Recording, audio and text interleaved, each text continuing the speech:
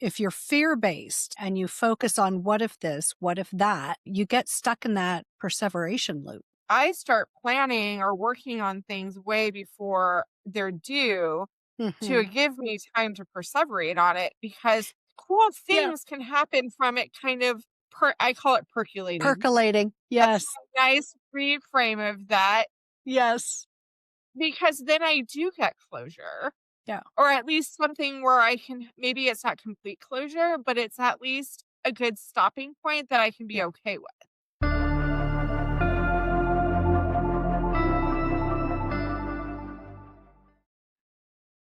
And welcome back to another episode of Living with FASD. Today, my special guest is Tami Eller, who, like me, went through the training at Facets on their neurobehavioral model. In my new series of episodes that focus on challenges that we have when we live with FASD. Today, we're going to be talking about perseveration, which is a big, long word that means just being stuck. Yeah. So, Tami, can you, since this is the first time the audience is going to get to know you, can you let everyone know, other than going through Facets, what all you're involved in, what you do, who you are? Oh, okay. Yeah. So, I am a clinician. So I have a licensed professional counselor here in the state of Alaska.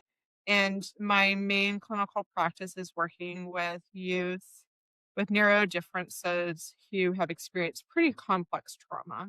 Mhm. Majority of the youth I work with have been involved in the child protection system, and many of them have gone through residential treatment back and forth, Mhm. which is what we do. Yeah. Prior to going into clinical practice, I've been doing that full time for about 12 years now. I had worked in nonprofit and child protection services on more of a community programming side. So the majority of actually my entire professional career has really been around supporting youth and families that have been part of those systems of care. And I've been a Facets facilitator since 2008. So Mhm. I've provided the training a multitude of times. I should one day count it out, but I would guess equally over 100, like 100 Yeah. times. Yeah. I've been members of different collaborative teams. When I graduated college, I came into Alaska just as Alaska had received some federal funds to really address fetal alcohol spectrum Mhm. disorders. Got involved with boots on the ground, working direct service staff in camps and in programming. And so it really became a passion of mine. And part of why it became a passion of mine was because I'm impacted myself. And I always Okay. had this question of, right, we hear these horror stories of what happens to individuals who have prenatal alcohol exposure. And I was like, but not that life was easy, because it wasn't easy, and not that I didn't need a lot of support and accommodations. But my question always was, what was different about me that allowed me to, finish high school, go to college, not get involved in the Mhm. justice system, not get involved in treatment, that was different for other individuals. So Yeah. as I, How did you and answer with that question? I think I'm still answering that question. I don't think I have an answer. I Mhm. think when we start looking at the words that we're not supposed to use in our country anymore, things like social determinants of health, things like privilege. I remember once I had a mid-college crisis. I could do the academic work, but I couldn't then do the socialization. Those two things at the same time were a little too hard at the level of the university I was going to. I get that. I So lived so that. then I Yep. And so I had this, like I said, this mid-college crisis, and I came back home and had to really evaluate like what was important in my life and what would that look like. And so ended up changing colleges and was able to balance the two of them in a much better place. And so really during that time, I went and talked to some high school teachers that I had repeatedly in high school, which I think was a blessing, because they kind of knew my quirks and they were able to work with them. Right. Yeah. And I said, I'm really I thought it was a low point in my life. And I said, I'm really just questioning everything. And he's like, well, you were so blessed. And I was Mhm. like, I'm not really sure it's a blessing, because that implies that I have more value than someone else. And it really Mm, bothered me. And so that kind of is, I don't feel like anyone has more blessings than another person. mm, I think there's privilege, and our society's designed to allow some people to have more privilege than others. And I was lucky enough to be born in a home with privilege, and then some other factors. And so yeah, so that is just kind of where I've come to the conclusion of, and then thinking about adverse childhood experiences. And so my brain was impacted prenatally, but I also didn't have the same level of trauma as most of the youth that I've worked with. mhm, And I think we know, right, that Dr. Henry and Dr. Sloan's work, that prenatal exposure and then trauma on top of it has an exponential impact on brain development. And so when you think about that as a very huge protective factor of mhm, me being, and then the privilege it allowed my family to ensure, because they had great advocacy skills, that I was able to get the right level of supports in school mhm. and all the other things that go with that, that allowed my brain to be calm, which then allowed my brain to grow and learn because I Right, wasn't stressed. And right. so when I think about the differences, I think that's part of it. I think also my alcohol exposure may not have been as much as some other individuals with alcohol exposure. And so Mhm. I think levels probably plays a role in it. Yeah. I don't know if we're ever going to completely get the answer. I know some work's being done at University of Washington and other universities to kind of piece out some of those questions. So maybe one day we will. Yeah. I wonder if part of the issue, because I've heard that also. Well, you can't have that. You're too smart. Yeah. People have that misconception Hmm. that having FASD means you're dumb. And really, IQ and adaptive function are so different. And I Hmm. think if you look at the spread of IQ among people in studies, it's anywhere from 75 to 142 is the highest that I've seen, which is quite the spread. And 142 is definitely well in the gifted range. And I fall there. And like you, I've been successful academically, but the social bit, that's part of adaptive skills. And there's so many other things that fall into how do we do life that Hmm. can be disrupted. But I think we can't help but experience some of those misconceptions.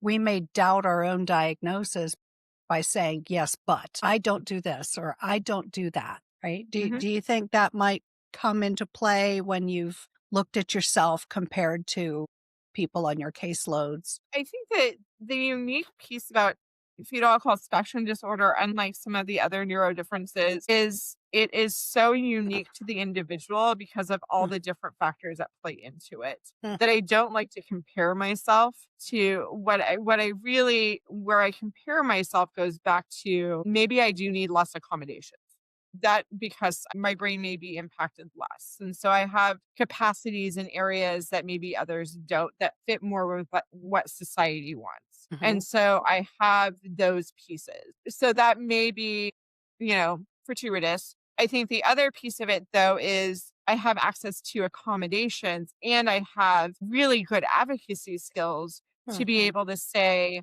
not only I need this, but this is what I need. Yeah. And because of some of the other things, I have more opportunities. Yet, what research also shows is the higher level of IQ a person has. And if they don't receive those accommodations, then it's almost a deficit because we then have higher levels of mental health concerns Mhm. because we have expectations that are thrown at us because what Yeah. society does, and I see this from the foster parents and the bio families that I work with, they look at the best day this person can have and go, Mhm. that's your functioning. And if you're not there, that's your fault. Yep. Instead of recognizing what all it takes for them to have that fabulous day. And so then they get held to that standard that was like, I call it like all the stars aligned on that one moment and like it Yes. happened and it was super cool, right? And Yeah. so then when they don't hit that, they see things, but you're so smart. Yep. Or I Yeah. know you can handle this. And you're going, Yeah. and so that then in a lot of ways is kind of in a way like emotional abuse because that then Mhm. goes, like, but if you only knew like how much it took for me to get there and my recovery from that, Yes. then and so it's almost like gaslighting because we almost kind of know that that's not really true Yeah. I and think it's I just think not. I think we do get gaslit to a Yeah. degree because it's kind of like one of the characteristics that can befuddle many of us is inconsistent performance. Oh yeah. Whether it's knowledge, something we know and remember and can replicate, or whether it's a skill. Well, you could do it 2 days ago. Why can't you do it now? Well, because it's an off day, on days and off days. And that's really hard for most people, especially neurotypical people, to be able to wrap their brains around that the days can be so very different. And, I kind of liken it to blood sugar levels in a type 1 diabetic. Oh, We can definitely. Yeah. eat the same thing at the same time in the same amount and have wildly different results to our blood Yeah. sugars afterward from one day to the next. And when everything should be the same, but there's a lot of variables that can't be measured and quantified and accounted for. And with FASD, it's that experience on steroids. Yeah, like that Yeah. experience on steroids. I like that analogy really well. Yeah, and I think what and may happen to you too, and I see this happen with a lot, is the higher we can perform. Like looking back at high school and college, I could qualify for honors classes and gifted and all of that, but I was sick all the time. Mm. Like, but if they had let me be in general ed classes, I could perform well and I would have been able to stay healthy. And Mm. so it took a toll in a way that and their intentions were good. Their Yeah. intentions were we want this student to do well and we know, right? They know that she can succeed and she can perform at this level. But Yeah. they didn't then recognize what it Yeah. took Yeah. out of me to be able to do that. Right. Right. And if I didn't write black and white thinking, my thought was if I didn't live up to that, then I had failed them. Yeah. And then I was a failure. So that then also, Yeah. which I mean, that's right, my mid college crisis, I came to this realization like, that's a whole bunch of hooey. Yeah. Right. And so it's frustrating when we think about those pieces. And when you look at Mhm. the symptoms of prenatal alcohol exposure, cue and cognitive is only part of it. It doesn't like if that's Yeah. all we count when we're thinking about FASD, we're missing a Yeah. huge realm of how Yeah. the prenatal exposure daily living, Right. like And that's from why so many people with FASD don't qualify for services because all the yeah. agencies care about is IQ, which is how well can you do on a paper and pencil test some days. And it does give us Yeah. good information, don't get me wrong, Yeah. but if that's where we stop, we miss Mhm. so much more. And Yeah. so looking at kind of my cognitive testing, I have one area of functioning that would be lower than like actually it's like average, but it's like low average. And Mhm. then the rest are a little bit higher. Yeah. But then you look at things like fine motor control with me, and there's a lot of issues there. You Mhm. look at things like space relationship skills, and they're just scary. And you look at my sensory system, and it's all over the place, which is Yeah. fairly typical. Yeah. And so if you're asking me to do something in a physical environment where I have to use a lot of fine motor control and visual spatial relationship and it's not meeting my sensory needs, life's going to be really hard for me. Even I'm if you're thinking asking of me to do driving. a yeah. That Yeah, let's not talk Yeah. about it. I'm pretty sure I shaved a few years off of everyone's life who tried to teach me how to drive. Yeah, like there are stories out there about like how scary that was. So, yeah, right. So there's those things that, and I can laugh about it because it was 30 some odd years ago, but Yeah. at the time it was kind of sad because I wanted a driver's license just like everyone else had one. Right. Right. So we had talked about kind of focusing a lot of our conversation on being stuck, right? Yeah. Perseveration. not being able to change topics or activities or needing the last word in an argument. In all the work that you do, Tami, how do you see perseveration coming up? So I think where I see perseveration, because when I do the facets training, of course, I work primarily with the caregivers, the parents, the foster parents, teachers, those direct service providers, and Mhm. perseveration drives them insane. Mhm. It really does. And it's like that, why can't they just do it? Right. So, and then the more that they react to the perseveration, the more the individual perseverates. Mhm. Because you're now putting them under stress. And so now you're kind of locking it in. And so it Yeah. turns into this kind of thing that happens. Yeah. And so I have to start thinking about, like, as I was learning facets, I looked at myself as an interpreter, right? Mhm. Helping these individuals who don't have neuro differences that are primarily neurotypical understand what it's like for this individual and that Mhm. experience. And so I had to come up with lots of ways to explain it, because perseveration in on itself is just a really big word that Mhm. they're like, what does that mean? Why do I care?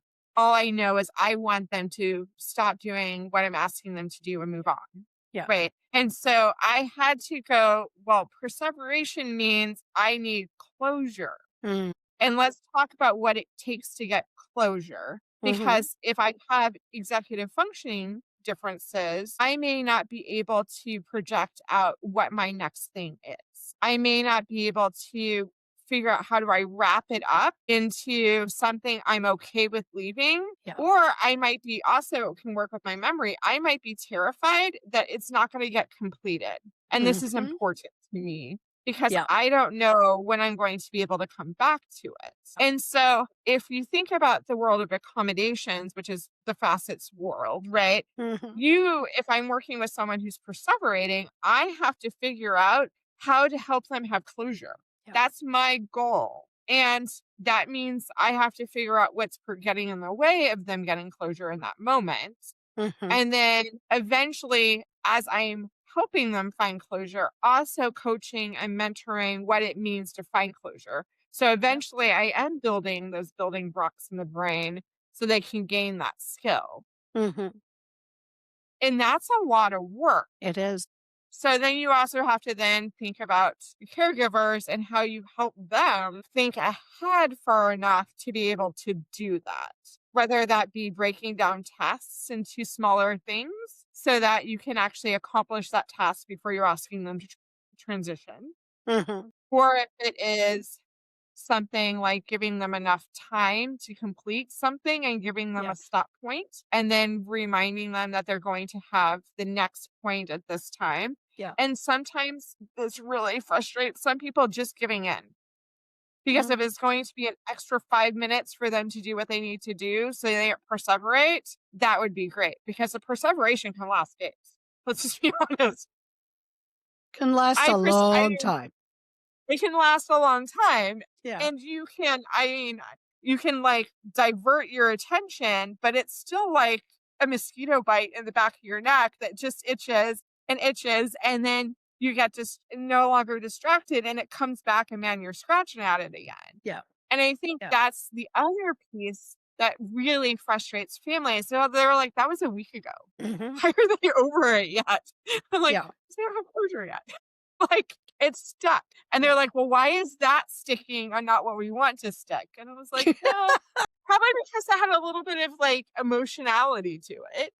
And what Mhm. we know is our brains are primed to click onto things that we have intense emotions around, like, that's Right. survival stuff.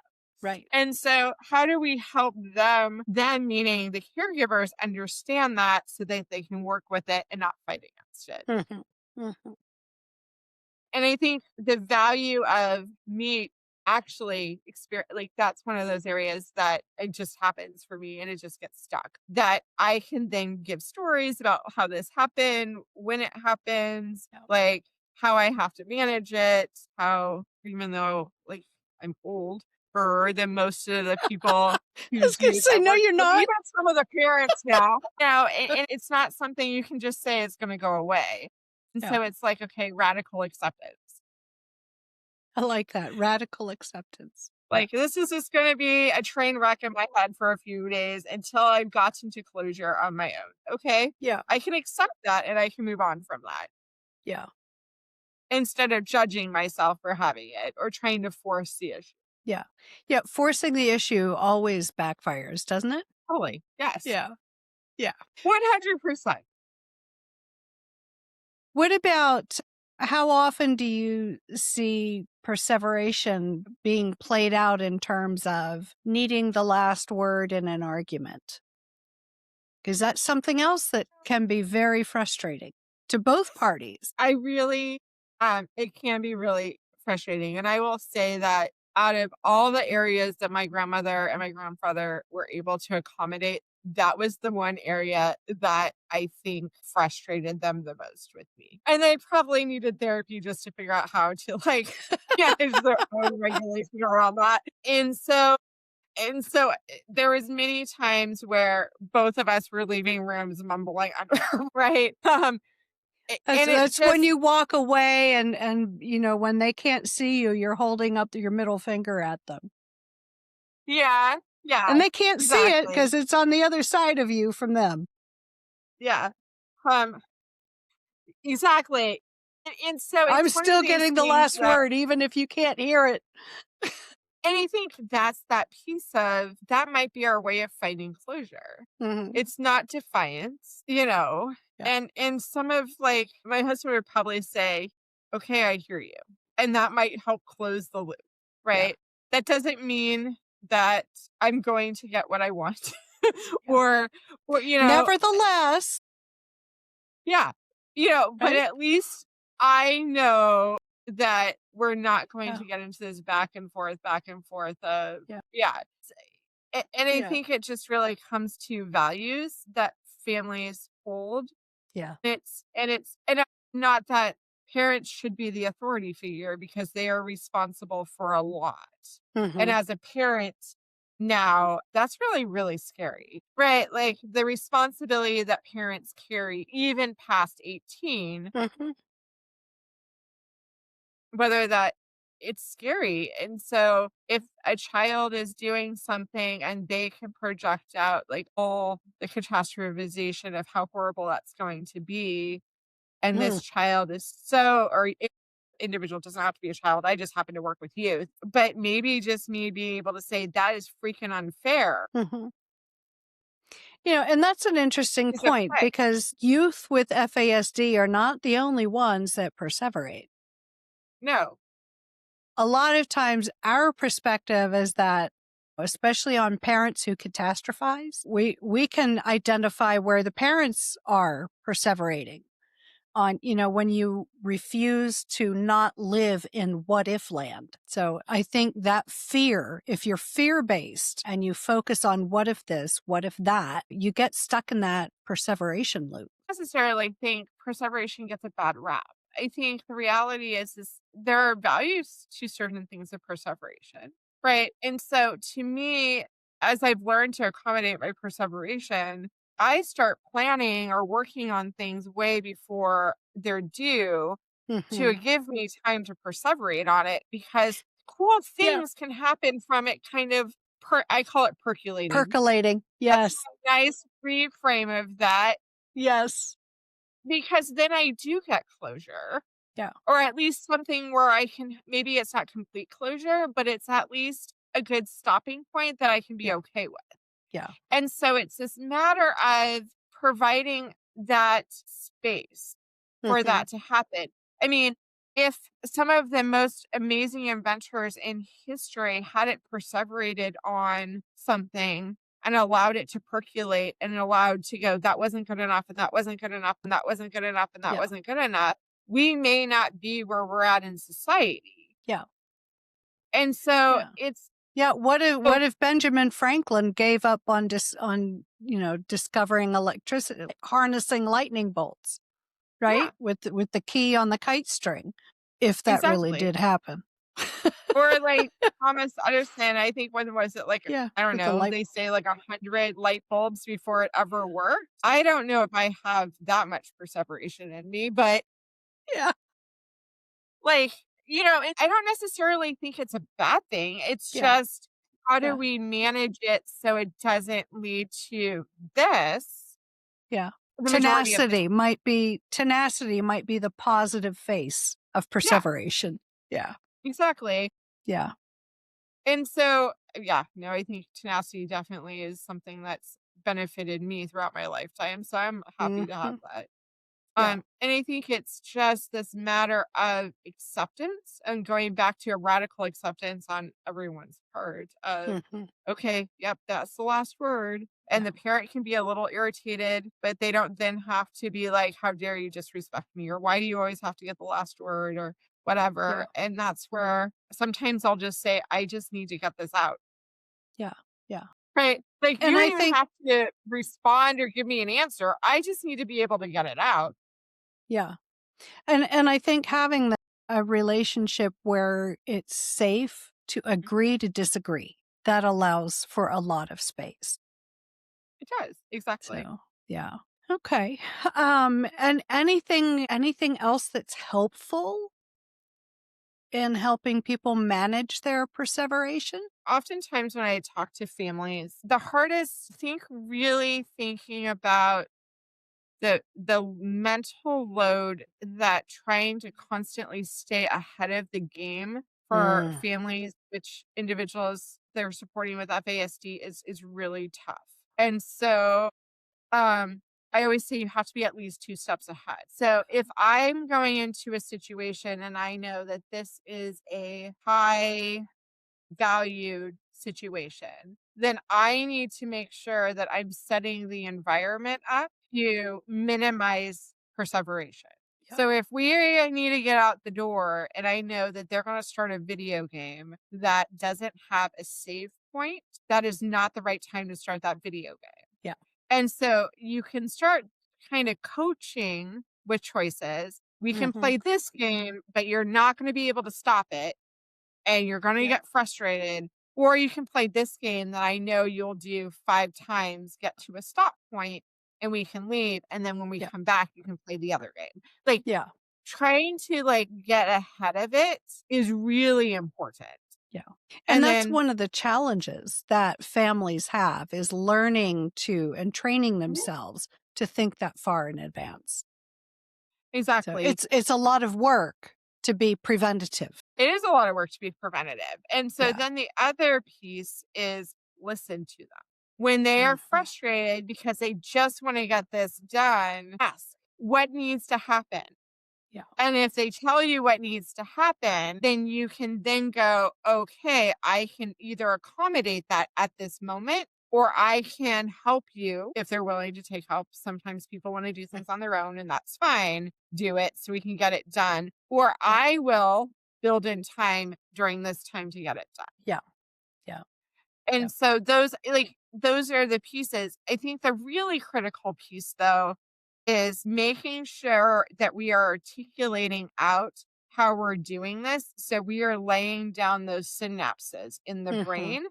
So Mm. eventually they can start doing some of that thinking on their own. Right. And I found that I like that because we don't necessarily learn by the same type of model that Right. individuals that don't have prenatal exposure or neuro differences learn from. Yeah. So we have like when I'm working with someone, I have to make it extraordinarily basic and repetitive so Mhm. that they can learn and expect that it's going to take longer. And so this is a huge task. I want them to be able to learn how do they identify their own stop points? What would that Mhm. look like? And so Mhm. walking them through that instead of assuming Yeah. that they're going to figure it out on their own by just watching someone else do it or watching me do it is in a Right. Right. So one thing, Tammy, I'm very curious about if you're open to sharing, how old were you when you learned that you're on the spectrum? very funny story. So actually, someone asked me, like, when were you told? And I was like, I don't ever remember a time I didn't know. So Okay. I was identified as an infant as being impacted because I wasn't growing. Okay. I was teeny tiny. And so, Yeah. I was taken home from the hospital with my grandparents because I had a teenage mother. And so she Mhm. went home, I went home, and they took over my care. And primarily because she hadn't graduated high school yet. My grandmother was a stay-at-home parent. Mhm. Um, she just and so I was getting fed, um, and I wasn't growing. So and Okay. then they measured my head, and my head wasn't growing, and they were very concerned about that because why we measure heads is to make sure the brain is growing. That's why Right. we measure heads. Right. And so they were very concerned that my head was very little, and they did a consult to, I believe it was the Children's Hospital, University of Seattle, because everything happened in the 70s through the University of Seattle, Right. for Alaska. So, and that's when they they knew is probably what was being impacted. I was Mm, born, in the late 70s, right, not too late after mhm. everyone kind of figured out stuff there. And so at that point, I think they probably right, in the 70s, it was the worst case scenario is what everyone assumed. Yeah. Now we know drastically different and we know what the spectrum was. And so and it was kind of this sense that Tammy will always probably need help. And so then it turned into everything that was a little quirky about me had to do with my prenatal Yeah. exposure, which I don't think everything that's quirky about me. I think some of it's just, Some quirks are just quirks. exactly. Um, Yeah. so when I would ask why, well, why is that? It was, well, because this happened and this happened. But it was never Mm. said with shame or blame. It was said with, this is just what happened. Yeah. So sometimes people will ask because I'm very transparent, like, are you really like mad that this happened to you? Mhm. There's lots of things for me to be angry with my biological mother, but that was never one of Okay. because I don't think she didn't intend to hurt me. Yeah. She was young and no one knew in this like there was no warnings in the 70s about alcohol Right. consumption. Right. So there It was was too no new. Yeah. yeah. Yeah. And so And there was me no 10 years before, my mom was pregnant with me during 63. Nobody knew back then.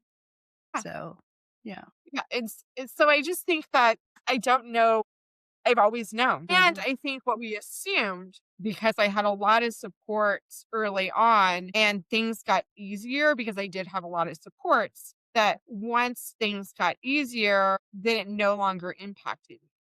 Mm. And so I remember it was around middle school, maybe high school, when I stopped hearing my grandmother telling everyone. She told every teacher, she told every doctor, she even told the dentist, she told like everyone just knew. And I can Yeah. remember distinctly why did the dentist need to know, but now I know the dentists actually do need to know. Um that and then I asked her later on, I said, "Why'd you stop telling people?" And she goes, "Well, we didn't think it really impacted you that much anymore." And I can't remember her other reason at this point, but and so when I came out of college and it was such an issue in the state of Alaska, and there was such a so I think what I thought was everyone who had prenatal exposure was like me, like Mhm. kind of these black and white thinking, but we had very Well, kind and of that's the normal way. yeah, People are very egocentric. yeah, We generalize our own experiences to be normal. yeah, that's a good point. And Yeah. so then when I found out like there was a spectrum and I laid on the spectrum and then I started thinking about like and I remember looking at this list and I was like, "Oh, yep, yep, yep, yep, yep, yep, yep. Oh, and that's still yep, nope, all of those are still here," was when I was like, "Okay, I'm still impacted. It's not Yeah. like it went away. It just Right. changed." Right. Because I grew and changed, my brain changed and accommodation Yeah. like, it's not static. It Right. doesn't stay the same. Right. Right. Right. Because we do get, no matter how much repetition we may or may not need to learn things, we do get coping skills. And so we're able to adapt, and then our challenges are just going to change because we're at a different place in life. Exactly, yeah. And Yeah. then there's some days I call it my brain just goes blitz, and it's like, well, it's just choosing not to work today. It's Like, an I off hit a day, wall. an on day and an off day. Yeah. It's totally an off day. That's Yeah. it's just not gonna I'm just not gonna be able to do that today. Yeah. Okay. And it's okay. So, do you work with other types of neurodiversity as well in addition to FASD? Like, do you have kids on your caseload with autism or ADHD or some other type of neurodivergence? So I think the reality is all the individuals I work with have ADHD. Mm, Right. I think it's really hard. I think a lot of what ADHD is initially is the gateway into getting a higher level neurodevelopmental mhm, diagnoses. I think there's very few individuals with just an ADHD diagnosis. yeah, And I think if you were to look statistically at kind of the prevalence rates of ADHD amongst the different neurodivergencies, you would see that. mhm, So I don't ever just work with someone who has ADHD. Yet, I have worked with individuals on the autism spectrum. I've worked with individuals on the autism spectrum who've been diagnosed on the autism spectrum, so they will get services even though they mhm, have prenatal alcohol exposure, and don't quite fit on it, but that's how they get services. And yeah, so then we have to have this conversation around those are actually two different things. And so let's yeah, talk about why you might still need support around the FASD because autism services may not really kind of cut it. encapsulate that. Yeah, yeah, And then I work primarily, like I said, with kids with complex trauma, and some mhm, of them don't have prenatal exposure or autism, but we know that their brains have been changed from those yeah, from the really trauma. significant early life Yeah, experiences. yeah. So the reason I ask is I'm curious if you see perseveration coming up differently in those other communities. Yeah, so I think what I often see from and I read an article once from a parent who is raising children with autism spectrum disorder and children with FASD. And she talked about how they were it looked a little different. And Mhm, what she said, and I don't remember her name, was FASD is a much more like global kind of, but specific yet global of perseveration. So and then the autism is very like specific, drilled down into minutia. And mhm, so the example that she gave was we go to the gas station, both the kids want soda, right? And they both have their special soda, but the individual who experienced autism, damn it, they want their soda, excuse my language, from from like the soda machine. mhm. And the other one wants they just want their soda, Yeah. right? And so It could be and not fountain only do or they in a bottle, doesn't matter. yeah, Right. and they also don't care if it's, like, their favorite place to get the soda from. They Yeah, just want their soda. yeah, The individual who experiences autism, it's much more drilled down into not only was it out of my soda machine, but also it was my favorite store that didn't have it. And so in some ways, almost a little bit easier for me to solve the global one of, "Okay, let me just find the soda." Like, yeah, yeah. then now we have to wait for the soda machine to get fixed and that one store for it to be fixed from because I may not be Right, able to go to the next one.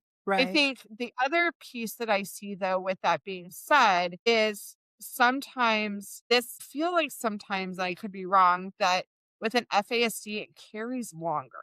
Like that Okay. rebound keeps coming back a little bit more. Mhm. Whereas with the autism spectrum disorder, you may not see that as much Okay. that ongoing kind of and it might be the emotional pieces to it and maybe some even trauma pieces. And I think that's the hard part for me is sometimes a lot of the individuals with autism spectrum disorder I work with may not have the same level of complex trauma as Yeah. a lot of the individuals with an FASD I have, Right, right. specifically if they were identified younger.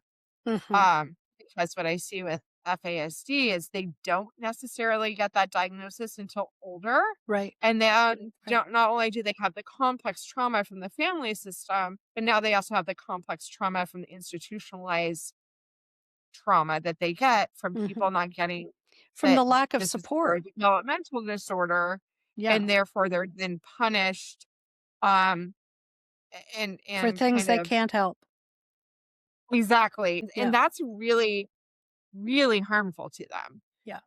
That piece. And so that almost is more like that perseveration that you would see with PTSD. Mhm. Yeah, So, yeah. Okay. All right. Well, is there anything else that, you would want the audience to keep in mind as they're dealing with people who are just get stuck? you know, I really like the notion of radical acceptance. And then the other piece of it is how do you regulate yourself in those moments? Mhm. Because I mean, I have a teenager and a son, and right, and so sometimes perseveration happens, and I get really frustrated that they're super stuck on this. And sometimes I'm like, it doesn't make any sense because they're 12 and 14 and I'm 40 some odd years old, and those things don't matter to me anymore. Yeah. So I have to step back and put myself in their shoes and be like, okay, that really is a big deal for them.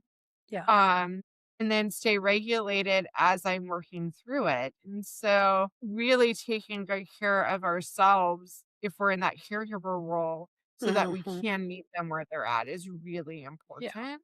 And then just be okay if you're not Yeah. okay. It's And okay not to be okay sometimes. yeah, yeah.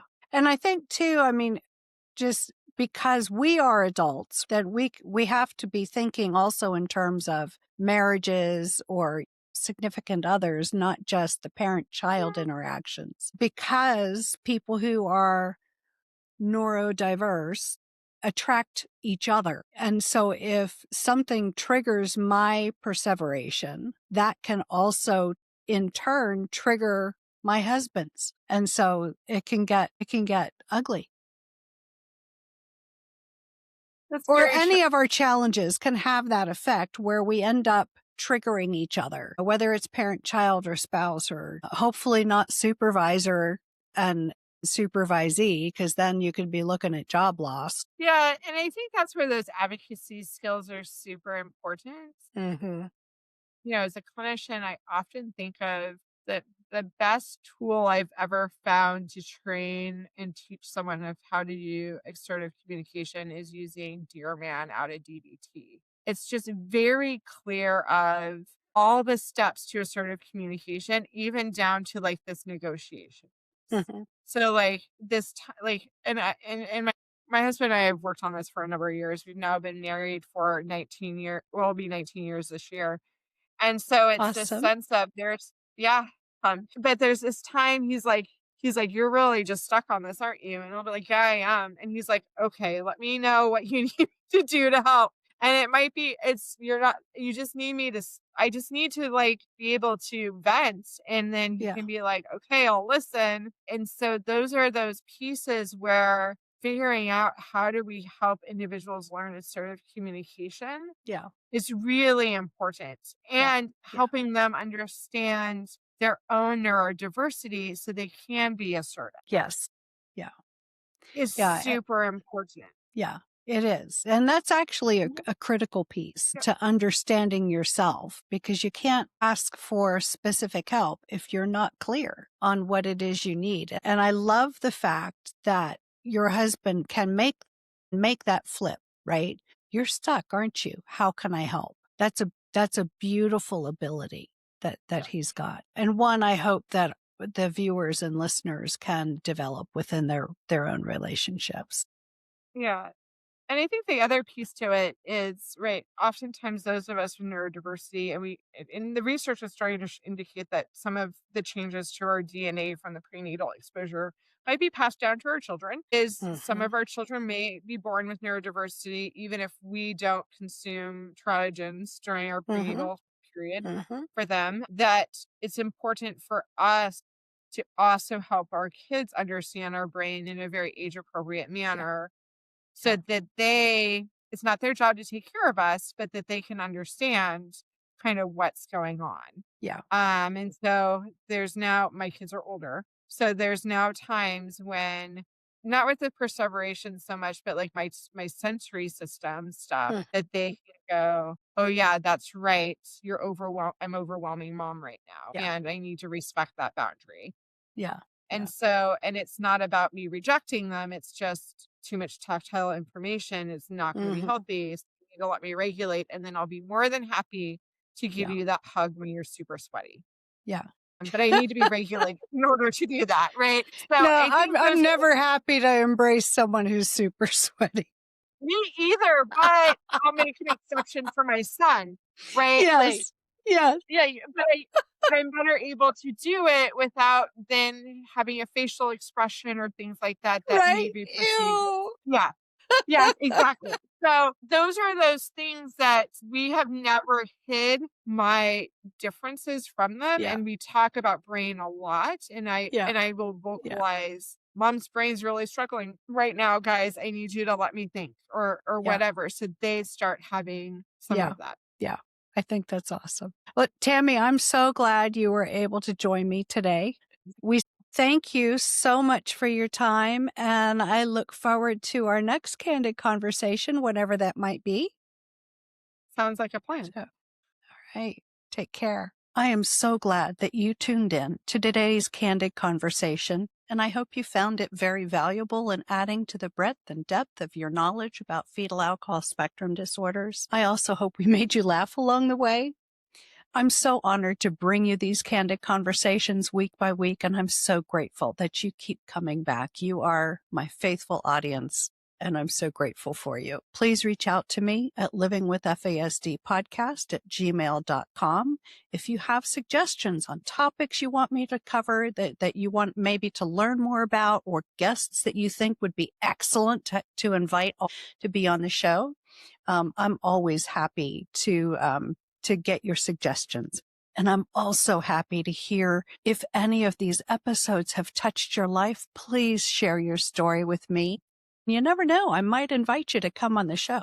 If you want to pick up a copy of my book, Sip by Sip, Conversations with Adults Living with FASD, you'll find the ordering links in the show notes, along with my Calendly link if you want to schedule a complimentary call to talk about any training or coaching needs that you might have that I might be able to help you with through my company, Casper's FASD Life Coaching and Training LLC.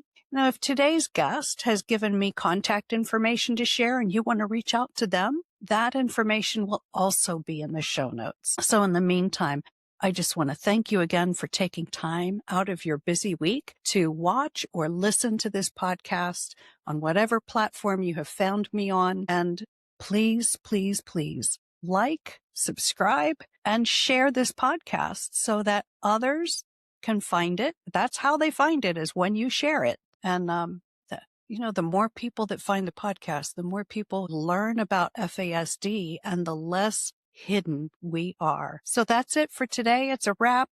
Have a great week, everybody. And we'll see you next time on Living with FASD. Take good care.